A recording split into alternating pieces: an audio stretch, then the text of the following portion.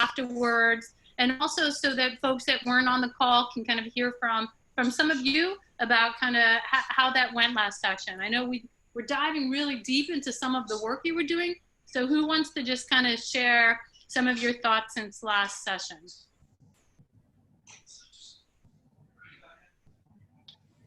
I can share. Okay. So I feel like the beginning of last time, I was like not exactly sure what steps I should take forward to get to, you know, my end goal. And I thought it was really helpful.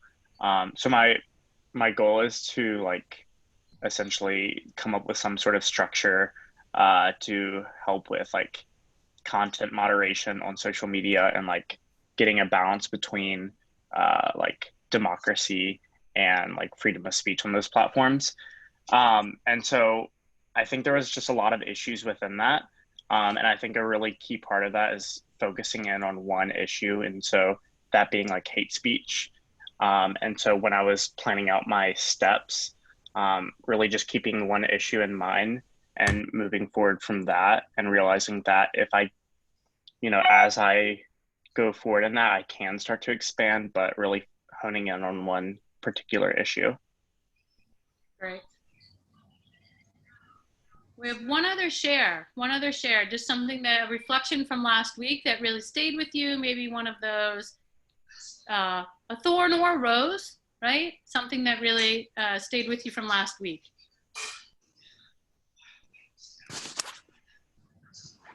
I don't mind going.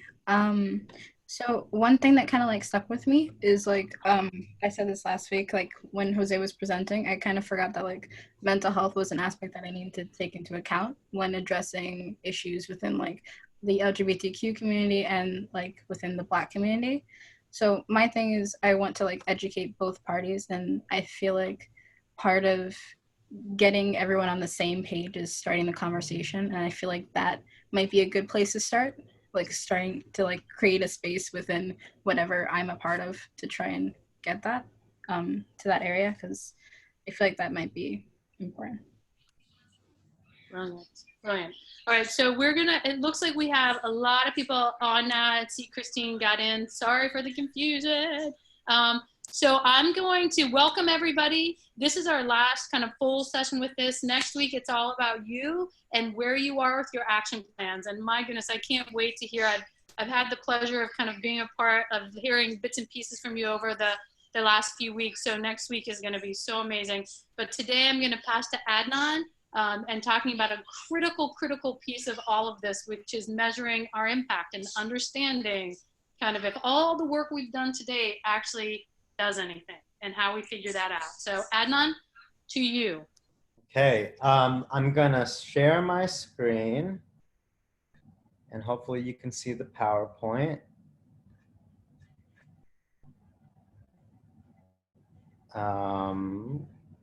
If you just give me a thumbs up, you see it? Okay, great. So as Karen mentioned, what we're gonna dive deep into today is around monitoring and evaluating, and essentially around measuring impact about all your community organizing efforts. And so before we really get, before we dive deep into it, wanna start with sort of a thought starter here, and just to get our brains churning around what does that really mean? So we're actually not gonna go into breakout rooms. I'm gonna hold that off for a different activity, but just as a whole group, and this is for anyone, so popcorn style, just sort of chime in on either one of these sets of questions. So the first set that you wanna respond to is if you've thought about the issue, particularly say the folks that are thinking about mental health or the folks that are thinking about education, or we've talked about unions, what's one change or a win that you've seen related to your issue area, and what were the signs leading up to that signal that a change was coming, and how do you truly know that it was successful? So you can answer that question, or what is it that comes to mind when you think about monitoring and evaluation? What's your sort of immediate reaction or feeling to that concept? And just so we can start to get sort of an idea of where we all are with this notion and sort of getting a room temperature check of where we are. So this is for anyone. Feel free to just sort of unmute yourself and answer any one of these questions. So anyone can go first. I have something to say, I guess. For mental health, I guess one win would be in my community in Salinas, California. One school, which was my old high school, finally decided to bring on a school psychologist and is essentially using that school as like the students as like guinea pigs to see if a school psychologist is beneficial to them. And I think stuff leading towards with that was like all the mass shootings happening in schools and all the stuff, seeing how kids are really, bullying, and some of them are very depressed, have anxiety and stress. So I think they're really trying to, find a way for these students to be comfortable to talk to someone. And then if it works in that one school, I'm pretty sure they're going to expand to middle schools and other high schools in the community as well. Awesome. Thanks, Jose. Anyone else? We'll get maybe like 2 or 3 more responses from folks.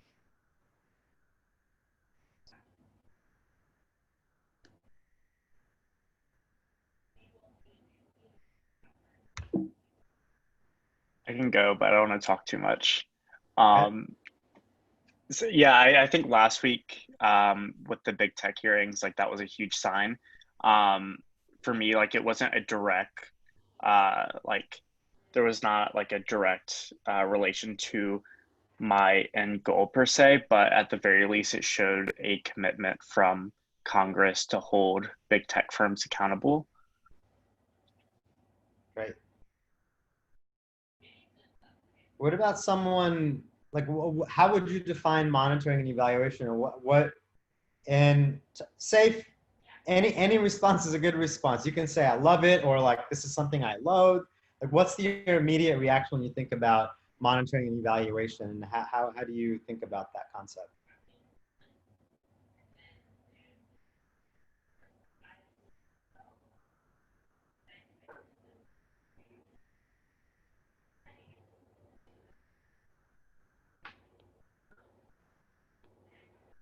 I don't mind going again if that's okay. That's fine. When I hear monitoring and evaluation, I think something in social psychology, observational learning, where you observe how people go through things. For instance, like how I said that they're bringing on a school psychologist. You're going to be able to observe the students to see if they're actually going and see if they're actually essentially having a better fulfilled experience in high school, and if they're being nicer to each other, stuff like that. So I feel like that's why you'll be able to monitor them. That's where the observational learning comes in, and then you evaluate in order to make more growth and build on what you were trying to do. That's what I think of when I hear that. Yeah, thank you. Does someone else have a sort of different understanding of it, or like what's your sort of emotive reaction to that?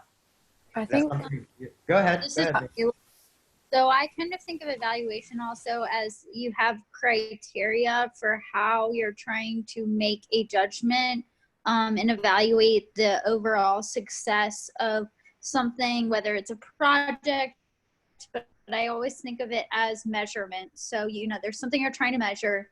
There's something that you're trying to either prove there's a change in something, you're trying to measure, I guess, that change. So that's how I've always thought of evaluation in more of a scientific thinking type. So I have a public administration background, so maybe, I think of it like a social scientist.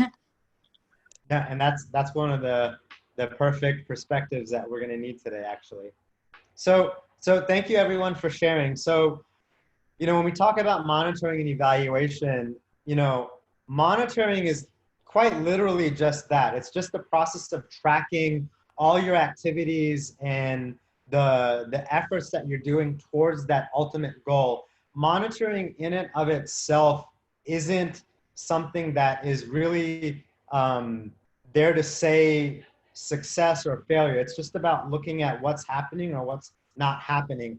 It's when you talk about the evaluation side, that's really about the part where you're trying to make inferences and create a story out of the data sets or the metrics or the benchmarks that you're tracking. And so it's really, as it shows there, it's bringing together the data, the findings from additional research, and really assessing the effectiveness or the efficacy or ineffectiveness of your efforts. And for this conversation, talking about your community organizing efforts, talk about, are you on the right track? Are you on the right path?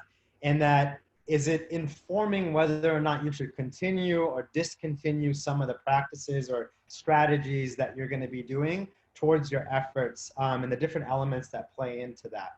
So we're going to dive in deeper for all of this.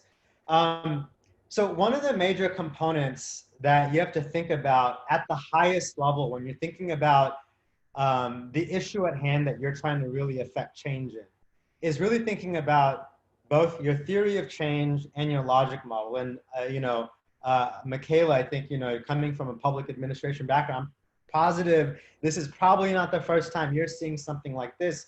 But for those of you that are interested in careers and social impact and social change, you're going to hear these terms come up a lot throughout your career and your education, and to really thinking about what theory of change is and what a logic model is. And sometimes a lot of people use these terms sort of interchangeably, and many times they're meaning the same thing, but there is some subtle differences. So we'll start with the theory of change. And we're using our working theory of change at RFK. I'm going to use that as an example. So, but it's high level is that's really what it is. A theory of change is looking at the big picture about what are the issues both in your control, out of your control, that really create the environment. And it's really focused on, what it takes. And you see it there. It's the how and why you think a change happens. And it shows all the different avenues and strategies to get there. So and that last bullet points is talking about, like, if we do this, this, and that, then this specific change will happen. So let's use Robert F. Kennedy human rights as an example, right?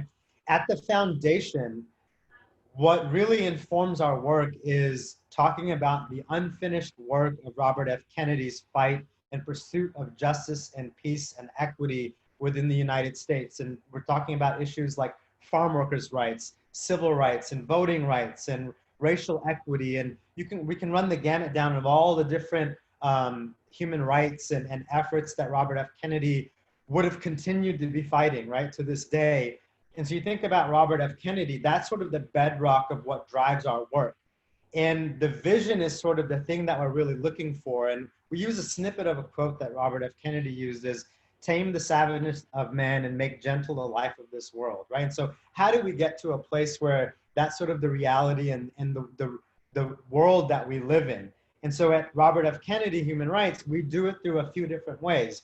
One, through our litigation and advocacy and criminal justice work, we really hold governments accountable, right? We do bail reform work. We sue governments for human rights abuses, and that's one pathway towards, taming the savageness of man and making gentle the life of this world.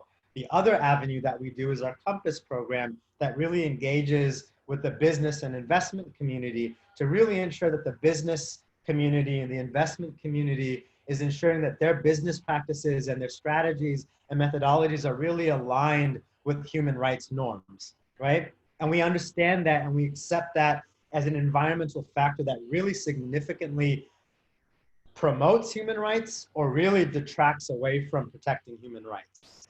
Another one is what we're doing right now is how do we equip the next generation and so that everyone is a human rights defender. And we're using what we're doing today as a clear example of one way in which Robert F. Kennedy Human Rights does that. We're doing a training and a workshop with all of you to really build your capacity, your knowledge base, your skill sets to really be human rights defenders. And in the context of today's session is, what does that mean for you all to be current and future community organizers for the issues that you care about? And this is our little part in ensuring that we're equipping a next generation of human rights defenders. And the last thing that we do is really celebrate and acknowledge the wins and the efforts that people are doing on an everyday basis. So the heroes out there, the grassroots organizations, the community organizers, and the other nonprofits and for-profit industries that are really doing the right thing and being the role models and the heroes and champions for really protecting and advancing human rights.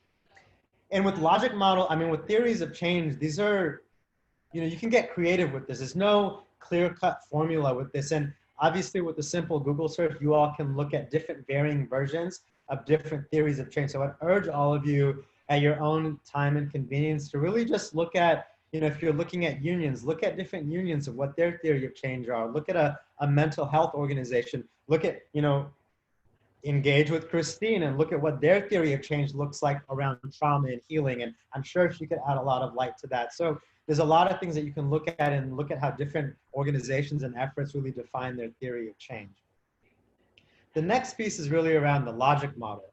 So this one really does follow a linear approach. It gives a really detailed description of what you have, the things that you do, what are your immediate outcomes of that, and how you're getting to your long-term impact goal. And it really is sequential. It's a linear thing, and it really falls into a matrix like this. And so to sort of shed light to what a logic model is, I've used an example of the issue of alcoholism, right? And the different buckets that can get you to the end goal. So the inputs within a logic model is really talking about the things that you already have. Do you have a budget and the financial resources? Do you have staff capacity? Do you have a network of partners? Do you like, it's really literally all the things that you currently have to be able to do the things that you want to do, which is the next piece, is the activity. So let's run through this example. So let's say this institution or organization is really trying to decrease the rates and impacts of drinking. So they have a budget, they have some staff, and they have a bunch of educators, right? So that's what they have. What they plan to do is provide alcohol and other drug screening sessions, deliver educational interventions, and make referrals. So that's their strategy, or that, from our previous session, that's some of the tactics that they're going to be using to get to their end goal. The outputs are literally the most immediate sort of outcome. I'm not going to use the word outcome, the most immediate thing that happens as a result of your activity. And more often than not, those are really numerical things. So if they're going to provide alcohol and other drug screening sessions, the measurement would be, you know, how many people attended it? How many different screenings did you actually accomplish? You know, we talked about the second bullet point is delivering educational interventions. How many of those interventions were done? How many people took place in that intervention? And, you know, how many referrals were made? It's usually, more often than not, in a quantifiable number. And it doesn't necessarily illustrate some sort of behavioral change or the real change that you're seeking. It's just saying that an activity happened or an activity didn't happen. But when you get to the outcomes, your outcomes are really the things that are getting into sort of what was the behavioral change. So if you're trying to decrease alcoholism and decrease binge drinking, that's where you want to sort of describe, and it can sometimes be shown in a percentage, right? 100 people attended our educational screening and 50% of the attendees showed a decrease in binge drinking, right? It's not just saying how many people attended, but there was actually a behavioral shift in the direction of the end outcome that you're looking for.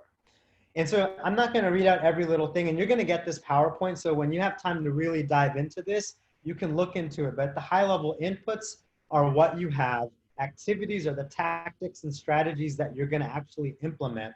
The outputs are to the degree in which your activities happened or did not happen. Your outcomes are really looking at what was the short or long-term or medium-term behavioral shifts. And then that last thing is the impact. Is how I would really describe that is, what is the world in which you want to live in, and what does that really look like? For them,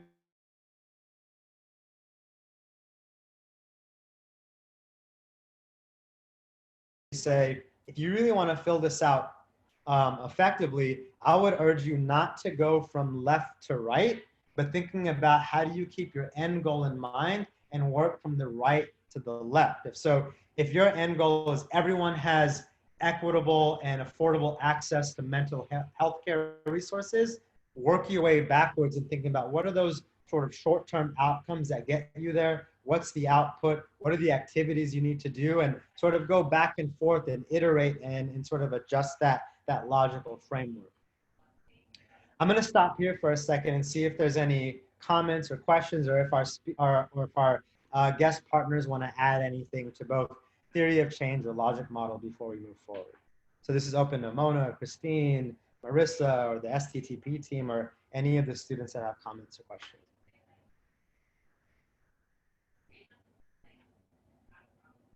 I mean, I would just add that I think you did a great job in breaking it down and explaining it, but it is very important to kind of know which kind of direction or what you're working on when you actually are focused on your goals. So this is super helpful because when you can kind of go back and plan through, here's what I need to do. Here's the activities that I can get to start to focus here. Now I can go back and check and see where, you know, what were we able to do. And then you can literally start to go through and break down all of those individual things and start to kind of, you know, for some folks it's accountability. So some folks it's to actually see what that impact is. So I just wanted to probably pat you on the back, and I'm not really adding anything more than what you probably already said.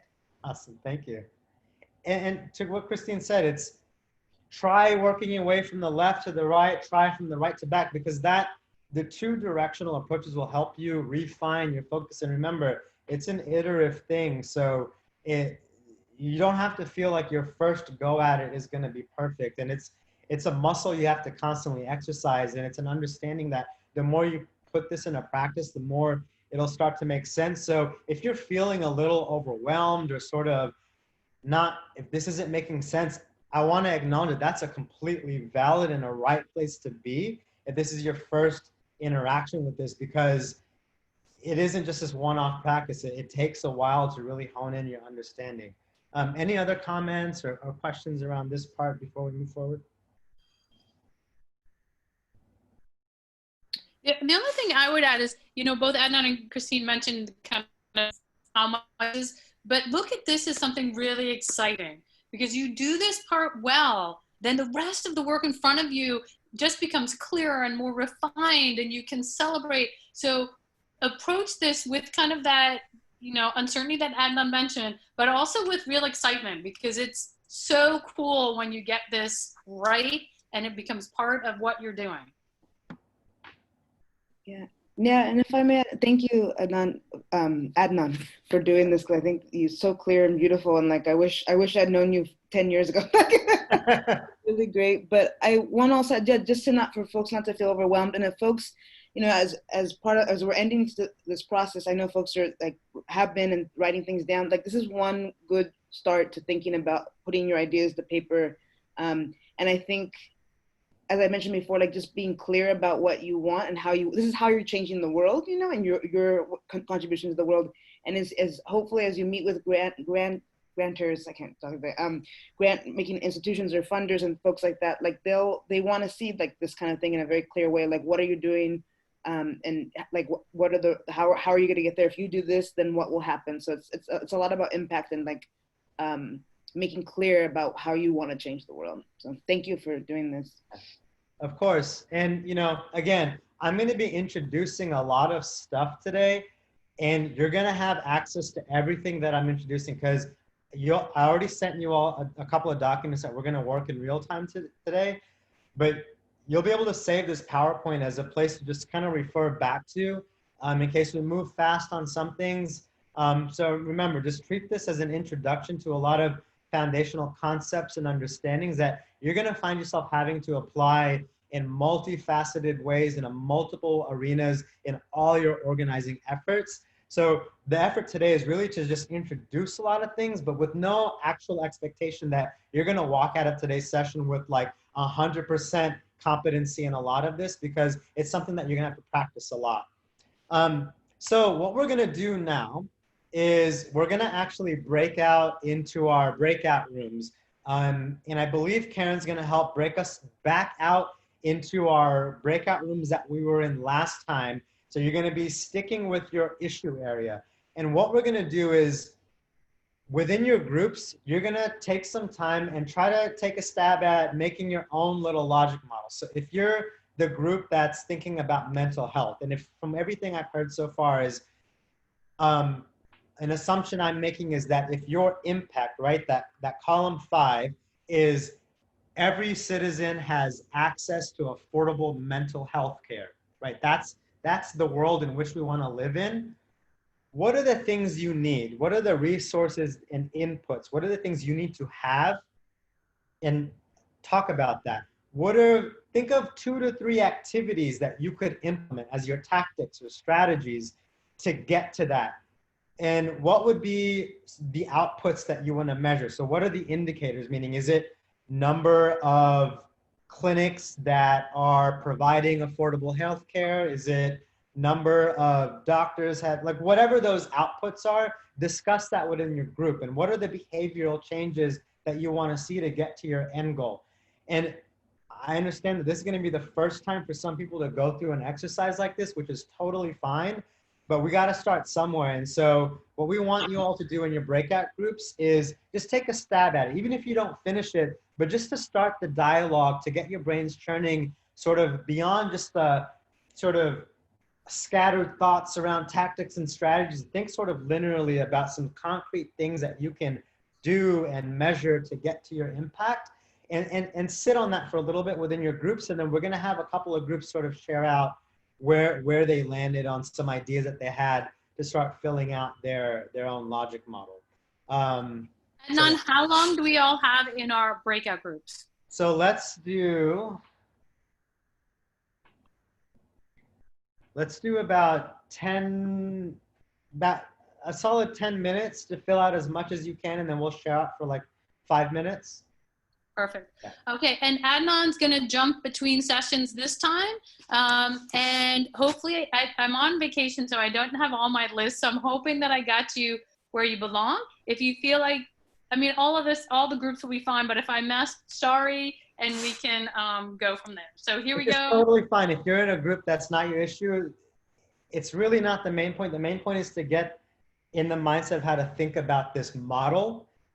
So if you're not, just let us know. And there's a blank template for this if you want to make your own notes in the documents that I emailed to all of you before the session started. So if you want to take your own notes, you can add in the things into that blank template for yourself.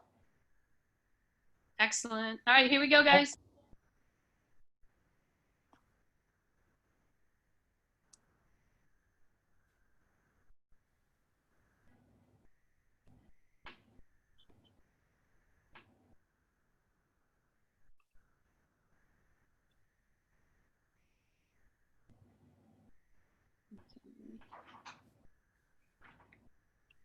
Now I need to get myself in a group. Okay.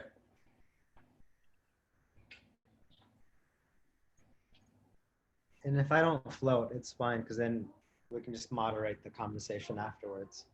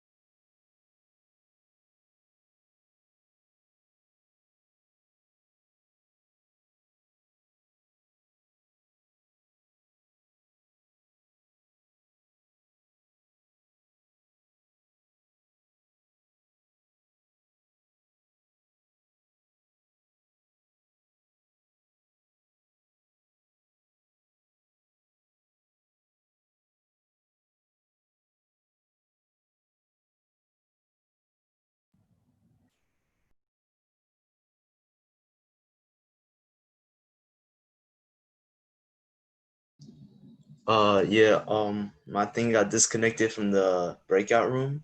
So Okay. my bad.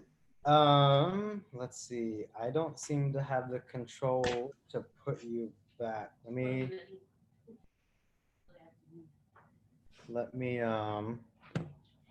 just message Karen.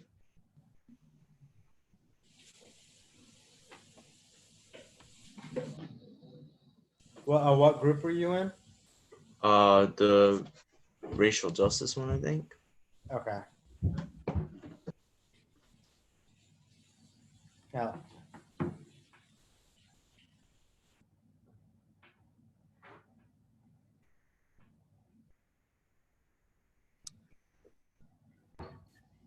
Did you get to join any, Adnan? No. Is everyone coming back from their rooms now? They should be. Ryan, we lost you. Yeah, my internet's acting really weird today. Yeah. So, Yeah, because I wanted to hear more about what's happening with the police work that you're doing. I think the internet is a little dodgy for a lot of people today, so Yeah. be good to ourselves, guys. Be good to ourselves. It looks like everyone is back. Is that right? I think that's the whole group. All right, so let's have a group share. I mean, it's really any group. Let's have like maybe 2 group share for the sake of time so we can move along with the rest of the session. But is there a group in particular that wants to share some sort of comments or findings as they went through the exercise, maybe for your first time ever, or maybe this is something you've done before, but any sort of comments that or interesting moments that happened during your effort to try to fill out your logic model for your issue?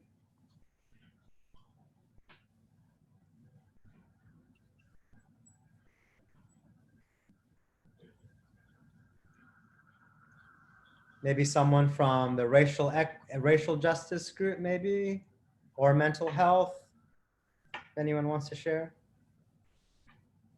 So I can share briefly, and then if anyone in the group wants to chime in, I mean, I think we talked about. I think we're still working at digging a little deeper into the impact piece of it, but there seems to be like working towards in the racial justice group meeting really a presence at the schools in their schools that really emphasize or just really address the issues of equity and justice within the school environment and how that might translate beyond.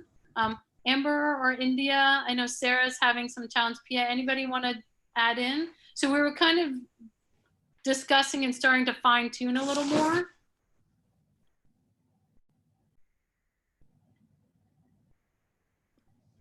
I can go. So my whole project is about bringing more inclusion to my school. I go to a super diverse private school, which is rare in Tennessee. Half of the students are non-white, but we do not work on inclusivity and making our students comfortable in the environment. So I'm trying to work with committee at the school, and I introduced that idea, and now I'm trying to fine tune how I can measure the success by monitoring and evaluating the process and its progress. So hopefully I'll be able to see more of its success once we start discussing more of the issues and getting real feedback from the students. Awesome, thank you. Right, like, because I was also in the same group as India. What I mostly mentioned was like, I'm joining a lot of things in my school at this point in time where we're supposed to. Well, my school is mostly like minorities, so there's not a lot of like white people in my school. So it's really about educating the people that are in my school because they don't know a lot about, I don't know. I guess you could say like almost themselves a bit because they don't know like the things that are troubling them sometimes. And I feel like having a space where you can discuss that is essential. And that's kind of what I want to bring to our school. Great, thank you, Amber. Anyone else from maybe a different issue area something you might want to share with in your efforts to sort of create some sort of linear approach to get to your impact?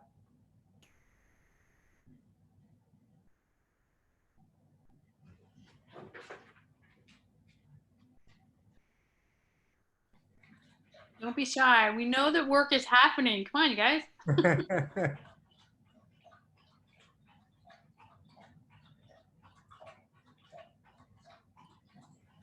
I can share. So in terms of thinking about goals of getting congressional action on holding social media companies responsible, a really big part of that is just building infrastructure. And while I don't have anything like super specific in terms of like, applying for this grant or whatever, but I think a really big part of that is building both like digital advocacy, spreading awareness about the issue, and then also building kind of a broad-based coalition of people who can help sort of build the movement on this issue. Mm-hmm. And so really, I think the biggest thing is just getting an infrastructure behind everything, mainly like a people infrastructure. That makes sense. Yeah. Maybe one more share from someone.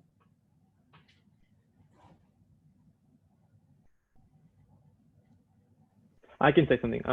For mental health, I have an idea for like a nonprofit to help give open access for people. And I think something big to make an impact would be to target, the groups of people who suffer from trauma, whether it may be LGBTQ+, people, abortion rights, the issues like that. If I can target those issues using the mental health issue as well, I think they would be able to get together and you'd basically be like essentially like killing one bird with two stones kind of thing. So I think that would be very important to just kind of make sure that your issue, just to realize that it branches out to other things. And that way you can use those actually to basically build up your issue, and together I think it'll be stronger than by itself. Right, thank you. So again, I would really urge a lot of you, when you're in the right space and have a time to really reflect, especially for those who are still struggling you might know the issue area that you're trying to affect change in, but what I hope introducing this tool of the logic model specifically will help you do is to really fine tune what it is around how you want to get to that impact. Because I think it can feel really overwhelming when you don't have a visualization to figure out how exactly you're going to get to that impact. You want everyone to have affordable healthcare. You want to have everyone equity and access to healthcare, or everyone to have infrastructure set up in their schools to appropriately talk about racial equity and racism and things that or have effective anti-racist policies within their school system. But it can feel so overwhelming. It's like, where the hell do I start? I don't know what I need. What am I really looking for? Because I know that's what I want. How do I know I'm going to get there? And hopefully this model helps you, one, be able to really understand how to divvy all those efforts up and understand where it falls and how you should really spend your time. And what I hope it does for you after taking some time to practice going through that is to really understand where it is exactly you want to spend all your time. Because mental health in and of itself is such a big, complex arena. Is how do you even, what's the entry into that space like, and how can you actually begin to start and then slowly build up? So my suggestion for a lot of you that are starting off and organizing and doing this social impact work is think about one impact that you can do and just work your way backwards and just focus on one tactic and really strong, in-depth, meaningful metrics and outcomes that you can measure. And then you can understand how to scaffold that or really build upon that to get a holistic approach to what it is that you want to do. But I would really urge you to keep going through this practice, because it'll also help you. Because sometimes I found myself in certain issues, I wasn't even able to articulate what it is that I'm trying to do. Writing it down and putting them into the buckets that they belong in helps you also be able to articulate to an external audience, why is it that you're doing what you're doing, exactly why you're spending time on this specific tactic. It's like, why are you doing referrals and why are you doing educational interventions? Well, I'll tell you why, because I know this is my benchmark of how many people I want attended, and I know if they attend it, this is sort of the behavioral change I'm going to get out of it. And that means it's a stronger avenue to get to that end goal that I want to get to. And it starts refining sort of your elevator pitch of sorts when people ask you, like, why are you doing this? And you can really pinpoint into all your efforts. So I'm going to reshare my screen. And can I add one thing here? So ahead. another, a way that was helpful for me to kind of think of this, because I'm an athlete, right? So whether you're an athlete or a musician or like an actor, right? So think about, I want to run a marathon, right? Well, what do I need to do to run the marathon? And like, think about it. Like if this kind of is overwhelming and you're kind of muddling, think about it with some other skill that you have, right? Do you play an instrument? What were the pieces and the steps you had to take, and how did you measure and know that you were successful on the way to playing Beethoven's Fifth, right? Or if you're an athlete, how did you know, like, what were the steps and how did you refine those steps to know, to be able to throw a lacrosse ball, right? Or if you're an artist, what were the strokes that you practiced to be able to really draw like Picasso, right? So if those are skills and experiences that you have where you've realized success, you set a goal, you were able to take action and measure, like, think about other areas in your life where you've kind of gone through that process and had a clear goal at the end and could measure your success. It's the same principle. It's just with an issue that you're trying to change. Absolutely. I completely concur with that. Go ahead. May I add one thing? Sorry, just really quick. And also, this is just kind of the way that my mind thinks. I'm a visual learner too. Like, feel free, like I made like a chart, like literally, and like sticky notes and things like that. Like, feel free to get messy, because as you mentioned, like, it's also not supposed to be, you can feel free to take things away and change them, and your mission, I'm sorry, you shouldn't say mission, impact won't evolve maybe, because that would be something that won't change, but then your activities or your resources and inputs might change and evolve, and that's totally okay. So feel free to get messy. That the comment on using Post-its, I 100% back, because you have to get sort of physical with this activity, right? Like, put it on a whiteboard, make all the things, that anything, just a brain dump, and then place it and step back and see if that makes sense and move it around. It really is about that practice, and I guarantee it's going to help you refine your mode of thinking. For the sake of time, I'm going to keep moving, and hopefully we'll have some time at the end, and we can kind of go potpourri style on any topic and anything that's been discussed throughout this session. So, we're doing this session on monitoring and evaluating specifically to community organizing, but why is it important? Why is it important to really evaluate the efforts and the work that you're doing in community organizing? For starters, there is a growing trend, and there has been a growing trend to really seek the meaningful metrics and data and indicators that are showing impact and innovation. One, because we're talking about social change, right? We're not in competition with anyone, right? This isn't a for-profit business and selling a tech product so you have a monopoly on this sort of gadget so you can sell more of it, right? We're talking about social change. And the only way to do that is if you can share the metrics and the things that are happening that are objectively there with the data to show that meaningful change is happening. It creates information for other people who are doing the same work to also be a partner, be a collaborator, be a thought partner, be a partner, an implementing partner, whatever, so that you can expedite the efforts to get to that social change that you want to do. There's no benefit to holding on to these metrics when we're talking about decreasing homelessness or increasing access to meaningful mental health resources. What's the benefit in holding those meaningful metrics that are getting to that impact? So people need to see that. The second is really just showcasing that organizing is a big factor in social change. It's not just about what politicians and the government is doing. It's not just about what corporations and private companies are doing or highly institutionalized nonprofits, but that grassroots mobilization and community organizers, we need to keep that in the forefront of meaningful change and let not grassroots and community organizers not be highlighted in their efforts, because we know, if you read any history book, that community organizers are a big part of what shaped social change in our country. So we have to be able to demonstrate that through meaningful evaluation and the metrics that show that things are happening. we need money, right? We need resources, and the ability to showcase that what you're doing through evidence, through the work that you're doing is working. You need, when you talk about grants, when you go out there and you want to put your efforts into practice, you're going to find yourself sooner than later writing a small grant for $1,000 to say, you know, why should we give you $1,000? And then you have a framework, a theory of change, a logic model, some evidence and practice to showcase, you know what, I'm on to something. Here's the framework that I'm using. You're more inclined to get the funding to even increase your ability and efforts to do the work. The more you get steeped into this work, the more you're going to realize that funders are going to look for your theory of change. They're going to want to ask for your logic model. They're going to want to ask what are you measuring and what are you evaluating for us to feel confident in giving you that grant money. And you're going and so that's really important factor into this.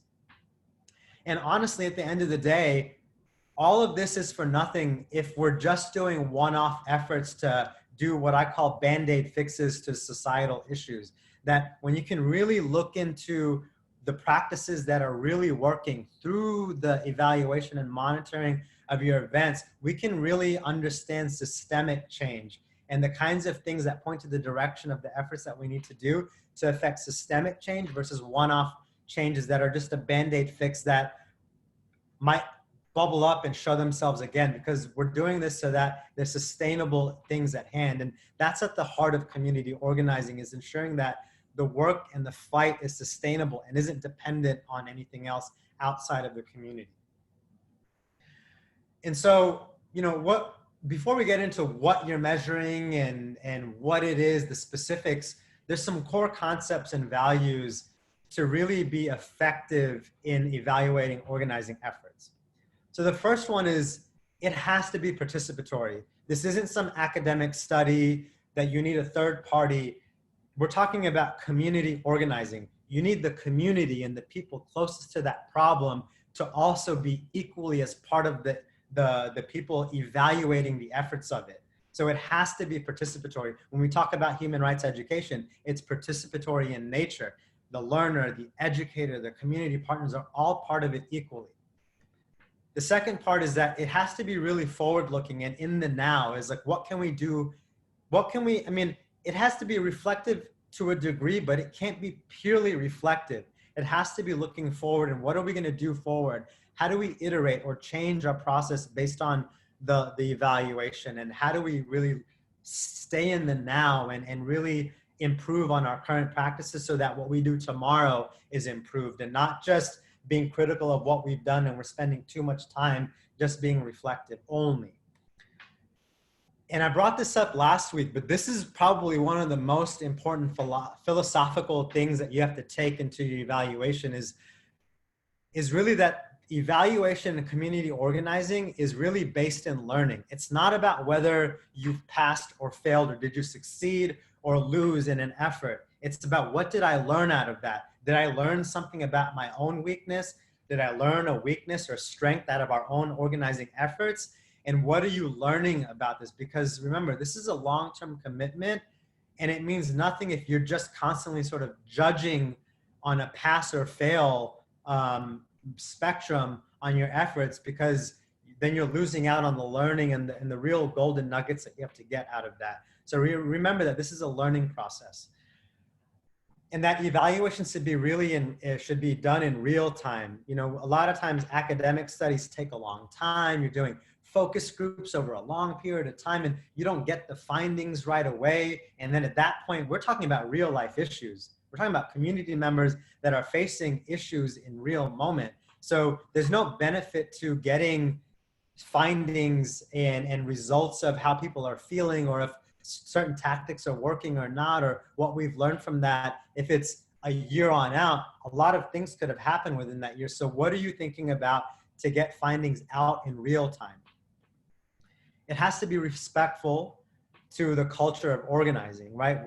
More often than not, community organizers aren't some fixed institution with clear hierarchy and roles and responsibilities. A lot of these people have their regular full-time jobs, and they're doing this on a volunteer basis.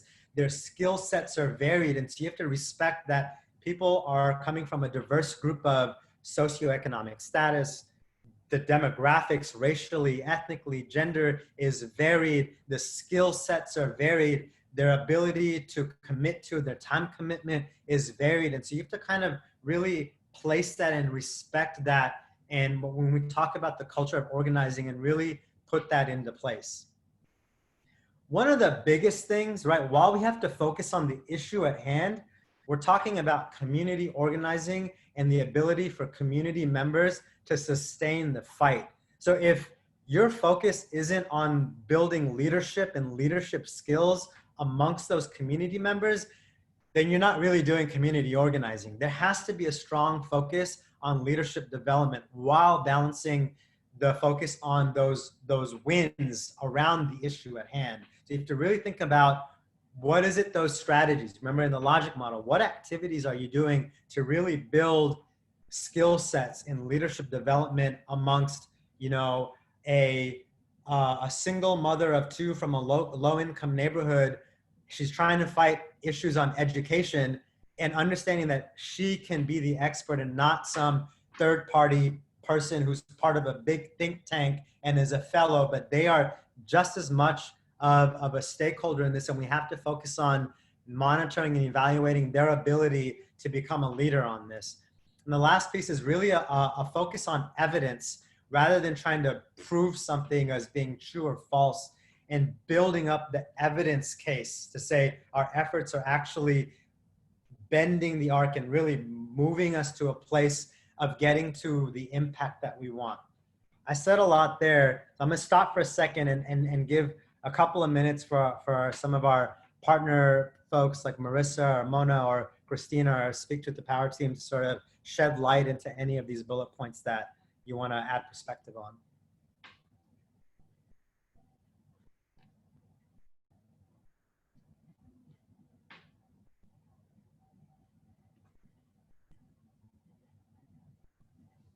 I think you, I mean, covered everything, but I think going back to participatory, I think that's a thread that I remember from the very first session in terms of tactics and when we're talking about targets and things like that, in terms about your audience. So it makes sense that, like, if the actions that people take, if those are participatory, it makes sense that, again, the monitoring, the evaluation, seeing what the impact would also be as well. That's just the only comment I wanted to make, but no, this is great. Thank you. And I'll kick back on the community piece, which is very important, that they have to be involved when you were talking about that, but also know that we talked about this probably 2 classes ago, is making sure you know what the community wants too. So because you can have all good intentions and this is what I want to do, and then you start planning and doing all this because in your mind, you're the mastermind and you kind of know what you want to do, but you have to get the input from the community. You have to kind of have dialogue.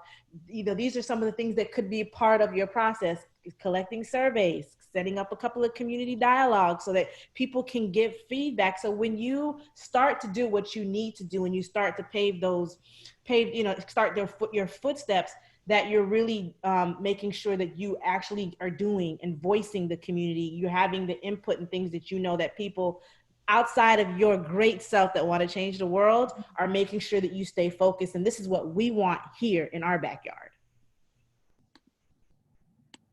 Can I just jump in on that? Christine, you made me, this morning I was reading James Baldwin, and a quote from James Baldwin, he said, in regards to a liberal, which I claim to be, someone who thinks he knows more about your experience than you do. So just always check ourselves and make sure that we're always checking ourselves. We're part of a larger entity and we need to be with and not doing for. Exactly. And you have to just, especially if you're not from that community or you don't have the lived experience of the issue that you're trying to fight for, is constantly ask yourself every day, literally, whose voice have I been centering? Was it mine or was it the community's? And who am I giving that platform to on a regular basis? You have to constantly ask yourself that question. Okay, so this is also important to notice as you're thinking about evaluating organizing efforts, because a lot of times we talk about organizing and advocacy, the general public, you'll start to notice that we almost talk about organizing and advocacy in the same breath.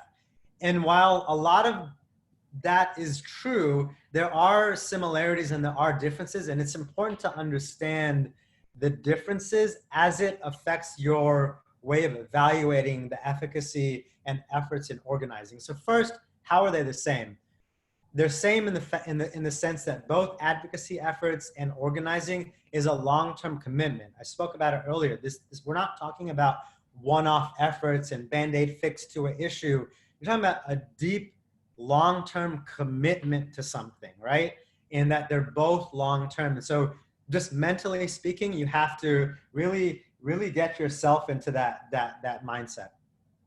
The second piece is that it's really complex and iterative. And what I mean by iterative is that it's not like baking a cake, right? You don't have a set number of ingredients and a step-by-step method to achieve success. It's sort of complex and iterative, meaning it's always changing.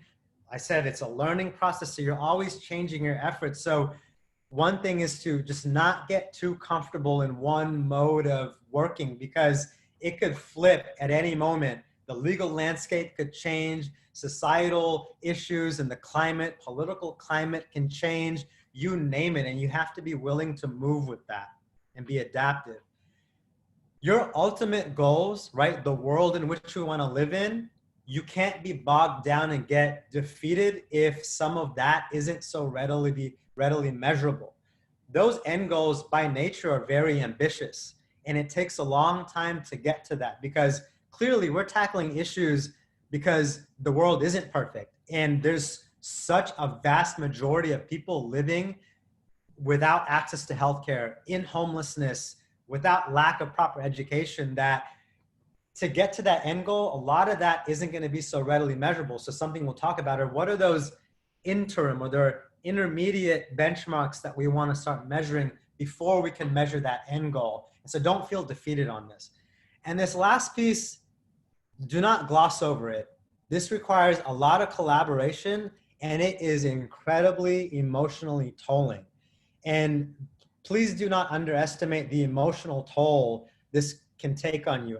I'm sure the seasoned veterans here, like Marissa and Christine and the Speak Truth to Power team, who have had a long history of community organizing, it is extremely emotional, because you're talking about people-to-people interaction. And especially if you don't have that lived experience, you're talking about hearing first-person narratives on the kinds of hardships that a lot of these folks face as a result of the issues that haven't been met. And you have to be able to understand how to regulate your emotions and understand how to navigate a highly emotional landscape and let it not get to you and defeat your efforts. And so there's a lot of part of this journey that you're going to find yourself in, of how to navigate your own emotions and not let the emotions dictate too much of your objective approach and strategy to your end goal. So I want to pause here for a second and maybe just hear a brief story from one of our veteran community organizers on, especially around this emotionally tolling piece of like, what have you done to really sort of keep it together and not allow that to dissuade your efforts?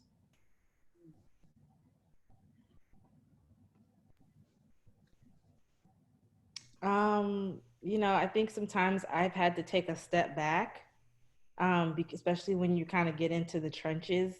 And the step back is not, I don't want to do the work anymore, but sometimes you just have to step back and say, I need a breather, because organizing and, you know, and doing advocacy work is a lot. It takes a lot of your time. There's no real 9 to 5, right? So you merge into, like, you know, where some people have the separation of home life and this. And so finding those opportunities to connect with other things, find other things that bring you joy, to try to sometimes step away and read something, step away and listen to something different. Especially like now with all the movement work, I feel like I can't escape my work, because I turn on Netflix, there's a whole Black section now, right? They do this whole thing. It's like this, Hulu, and it's like, wait a minute. And sometimes I just want to watch a superhero that has nothing to do with organizing, because right now I need to step away from that. But it's very important to acknowledge that, and I really want to, I think this is like an organizer's story. Like we've have had to learn that this can take over our lives. It can truly affect your life. and finding out what self-care looks like. And I learned that in the latter part of my organizing life. Had someone taught me about self-care in the front end, because I was so passionate and so ready to jump into it. You just want to save the world, you want to do everything, and you realize that this is long term, you know, so you have to be in this for the long haul and to find ways to measure that. Sorry, I'll start preaching. We'll have a whole so let me mute. No, you're good. And the reason why I bring this up in the conversation of evaluation is because it's important to validate how you're feeling, acknowledge it, feel it, but don't let it completely control everything else of all the efforts that you're doing, because you just don't want it to get so in the way of all your efforts. But it is important. I just wanted to make sure that that's highlighted. The other piece is like, what's different about it though, and how it affects your evaluation. Organizing is inherently bottom up as opposed to advocacy that can be very top down, because it centers the community members and their ability to really continue and sustain the fight. You know, there's this rule is never do for others what they can do for themselves. And that's a core principle in community organizing. And so when I talk about evaluation, when you're thinking about the things that you're evaluating in your efforts in community organizing, think about those things and your tactics and the things that you're measuring that really articulate that effort. How can you articulate through objective data and efforts that you're actually centering the community and that it's a bottom-up approach? Also, the belief that community members are the experts, right? This notion that those closest to the problem have the best solutions. And so I talked about it before, but how are you ingraining leadership development and its focus on the issue at hand into something that you're evaluating and measuring as a critical key indicator of the things that you're measuring? And understanding that in nature, it's a very oral culture. It's informal in many ways, right? Meetings and efforts and organizing efforts happen in people's homes. They happen in churches. They happen in schools. They happen in public parks. And versus it being in a finely organized institution where things are documented, organized in an archive, in an office building with people with clear roles and responsibilities, and that there's this ever-evolving nature in community organizing that's a little bit more informal. Not that all community organizing is inherently informal, but it's more likely to be that way in nature. And so I just wanted to highlight some of these key differences as it affects the way that you want to evaluate. So then what are the elements in the way that you want to scaffold your efforts? So the first thing that you want to do that we talked about is take some time and create your theory of change or your logic model. But again, do that in partnership with the community. It's faulty if you want to start that process on your own and not incorporate the voices, or at least a few voices of the community. One, it helps get you into a fine-tuned articulation of how you want to get there in partnership with the community. But you're doing it already from the very beginning. You're setting a tone about community involvement from the beginning. Draft and articulate your evaluation questions. So when you're thinking about something as simple as a data and evaluation method is surveys, so start thinking about what would community members want to know? What do organizers want to learn? What do leaders in the communities want to know and learn? What are funders going to learn? And versus giving a pass or fail judgment. So start thinking about the types of questions that you want answered. The second piece is really start to define what your benchmarks are. Like, I want 10 workshops done, or I want to hold at least 10 community meetings to educate the community on this issue. What are those indicators? But recognize that these might have to shift over time. The other piece is really thinking about what are the multiple data collection methods that you're going to create, and how are you involving the community members, the organizers, the leaders, and evaluators into this process. Again, provide real-time feedback when possible, and document the progress that you're making towards your benchmarks and goals to start to see if you need to refine your strategies, the benchmarks and goals. Again, it's in the vein of constant learning. And remember, this is ever-evolving process. It's not linear, and expect change. So just remember that. as you're doing that. So what does that really look like in terms of categorizing this? So this is some lessons that we can learn from an institution named Alliance for Justice. It's a network of a variety of organizations in doing variety of work in terms of justice, social justice work. So this is where it gets into the nuts and bolts of what it is that you're trying to frame. So one of the first things that you want to start monitoring and measuring and evaluating is your base. We talk about community and community organizing, and that's really your base. So who are your participants and your membership, the number of people that are attending your meetings, the attendance at your events, the demographics. So how many young people, how many educators are there? If you're thinking about education, right? Are there enough former educators? Are there school leaders in that? Are there parents involved in those meetings? Are students coming to those meetings? Who's making up the base and the participants in that? And how are you tracking that? Are the different geographies being represented? So that's a common thing that a lot of community organizers are always monitoring. So as you want to grow the base, it informs that strategy of growing the base. Thinking about your constituent leadership and power. So this goes beyond the base. It talks about what are the skills gained, the ownership of projects and events and processes, and how are the people that are in your base moving from being members to participants to being people leading efforts in the community, and how are you tracking growth in skill sets within the people that are in your community, within your base. How are you measuring your community organizational power? Like we spoke about early on, what's that? I think Marissa or Christine talked about your media track. Has visibility grown? And has the visibility that's grown in the media, in newspapers and blogs and articles grown your visibility? And does your visibility grow your leverage into making demands and your ability to name issues? And now you have a greater audience and people are hearing you now. And what are your tactics and efforts to really grow your organizational power? And what are you monitoring for that? Are you tracking your wins? So are there successes in your campaigns?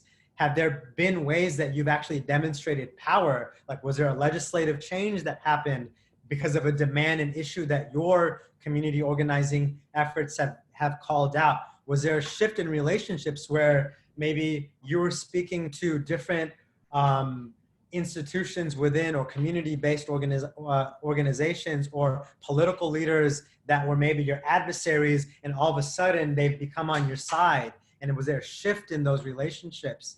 And how are you tracking those organizing wins? How are you tracking meaningful impact that follows the win? So did you declare the win, and did actually the change become implemented, right? So what does that look like, and the accountability after that win, and how are you tracking that? This is a big one, is what's the capacity? You started your base, you've built leadership and power, you've gained organizational power, you've got some wins. How are you now growing the capacity? So is there going from a meeting inside the home of just 10 people in the community that are just learning about the issue to now a proper structure with someone who's a treasurer, someone who is really leading campaigns, someone who is the media chair, who's really organizing that, and that's been more formalized? Is knowledge increasing, and is there a more formal vision of what's going on? And are you strengthening relationships? Do you have more strategic alliances, meaning do you have now partners? And has the literal capacity of your organizing efforts grown? And how do you demonstrate the progress of growing your ability to manage this base? And how often are you reflecting and innovating? Are you doing self-assessments? Are you refining your strategy? And adaptability are key to separating the skilled organizing from mere activism. And so, how are you really integrating reflection into that process and documenting that? I'm going to stop here for a second to see if any of our guest speakers or Speak Truth to Power team want to add anything, the kinds of things that you want to monitor and evaluate in your organizing efforts.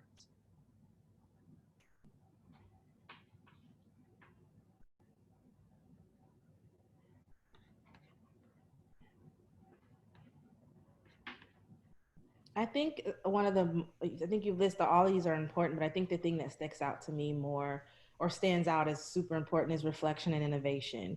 You know, after you do all of this, right? After you've gone through everything you need to do, not even to the end, right? In between processes, you have to make sure that there's reflection and innovation within the process. But it helps you to fall back and think about, what did I do right? What didn't I do? What was I missing? What can it, and it always gives you that opportunity where sometimes what we say, sometimes you got to switch up the strategy. Sometimes as organizers, something needs to change. So it's very important to implement that and not just look at reflection on the end, right? Making sure that you create those opportunities. Let's take another look at ourselves. Is it quarterly? Is it monthly? What might work? And with whatever your goal is, to make sure that you stay focused.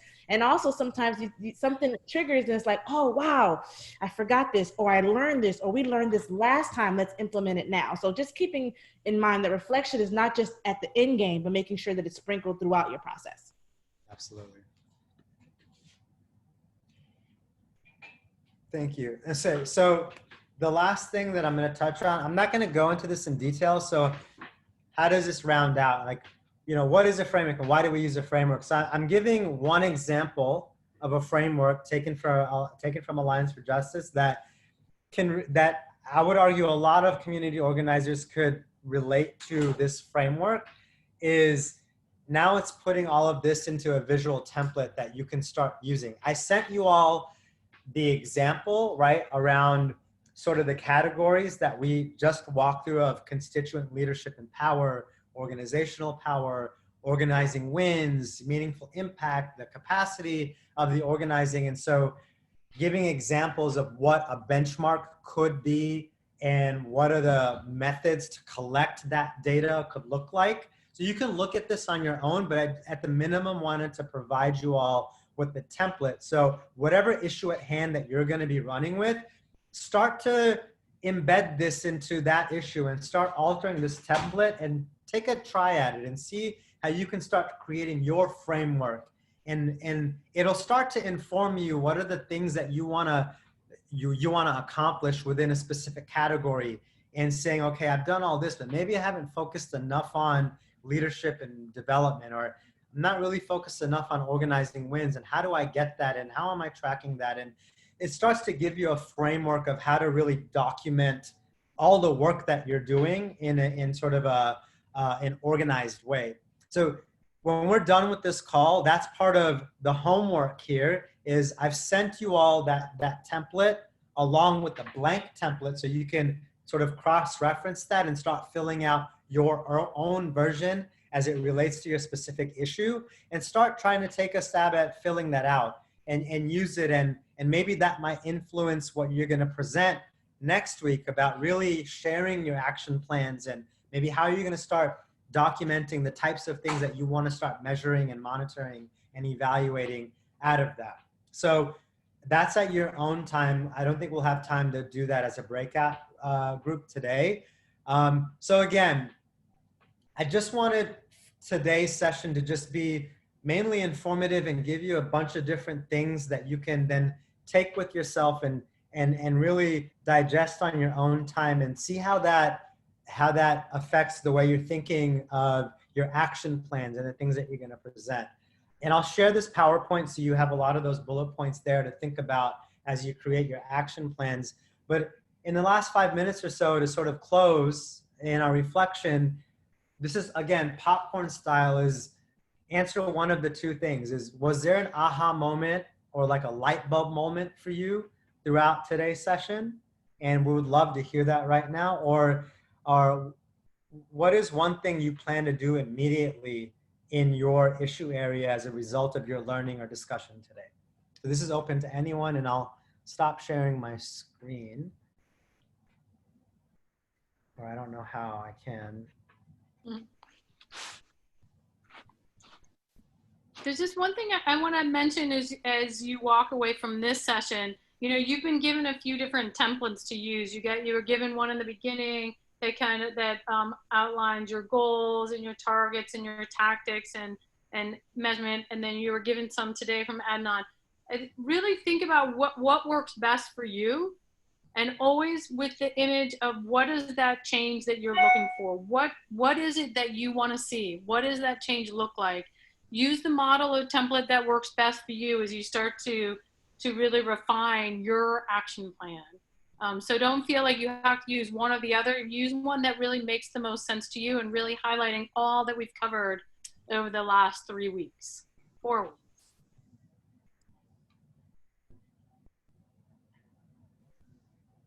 Yeah, I guess I can share something that I took away for what Adnan was talking about today. I think a big, I guess my aha moment was like the sort of bottom up organization of community organizing, and especially like as you bring people in, allowing them to sort of shift and change what you're doing as you're starting to move forward towards that long-term goal.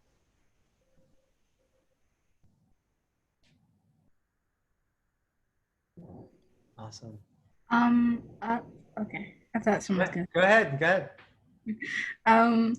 So one thing that kind of stuck with me, like Christine was mentioning it before, as well as you, Adnan, like the idea of like self-care through this process, it kind of, I don't know why it just like blew past me.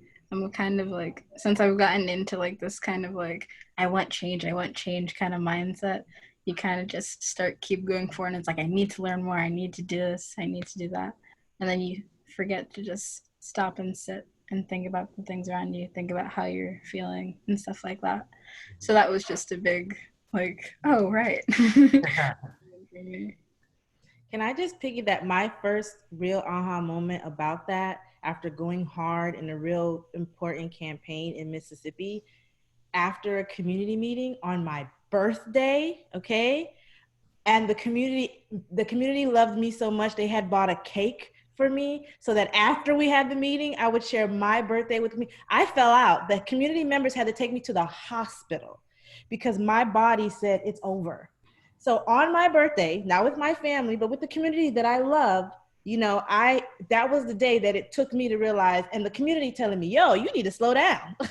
We here, but we need you at your best so that you can continue to help us. So I just wanted to throw that in since you brought that up. Like, that was my aha moment. Like, yo, I really do need to take some time and to slow down. Yeah. You can't help others if you're not helping yourself. May I mention one thing that you remember, because it was a part of the self-care?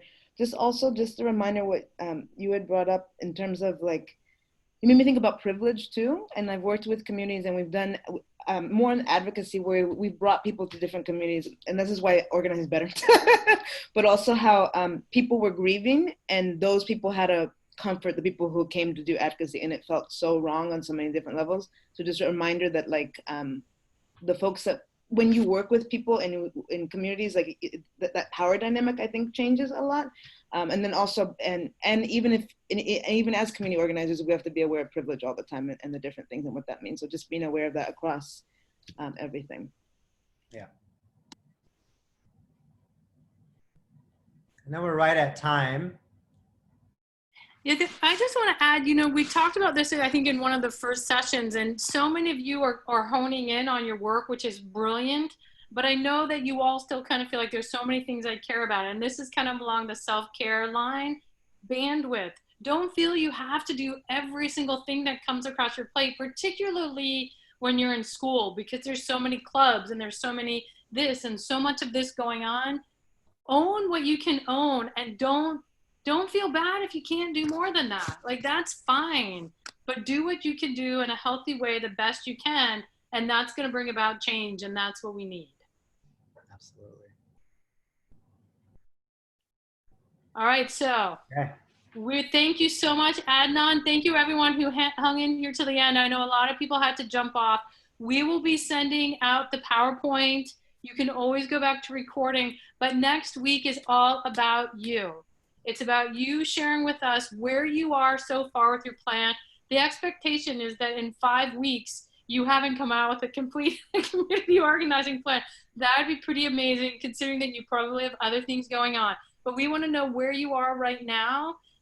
Know that we are all available. Like, if you want to chat with someone a bit more, a number of you have taken us up on that, which has been awesome. We're here for you to do that. And, you know, if everything goes according to at least our plan, this next week won't be the end of our time with you. Like, we'll we're trying to figure out a way that we're going to make this live well beyond these 5 weeks. So if you have questions, ping any one of us, okay? If be prepared, because we need to hear from you next week. Next week is you, all right? Any last thoughts, comments, reflections, comments, anything blurring in your head? Are you excited? You are good troublemakers. Thank God you are good troublemakers. So excited. Yeah? What did you write? You are. Christine, Marissa, anything else? Adnan, STP, Laura, Jenny, anything else before we sign off? Wish you guys were amazing. Yeah, excited to hear next week. Yep. All right. Yeah. Take care. Be safe. Love to all of you. Be good to yourself. All right, everyone.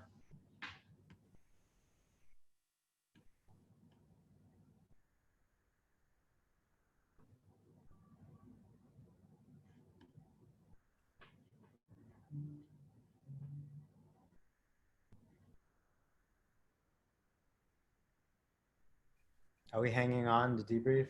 Laura, I just did for a second, just in case. Yeah, my friend's like, are you still gonna run with me? Because we didn't get to run this morning because the weather was not nice. Just text Laura. Hello, Master. Say hi. How are you, Jewel? Oh, yeah, that's exactly how I feel, buddy. Aw, sweet guy. Hanging in. Yeah. I think he's a little stir crazy. Is it better there? It was pouring here and now it's finally cleared up a bit. Yeah, the sun is out. It looks fine now. Yeah. We didn't get the brunt of it. I think the brunt of it was more in towards Pennsylvania. Like kind of went through, but we certainly got, yeah. Oh, it's still recording, by the way. I don't know who's. Hey, everyone.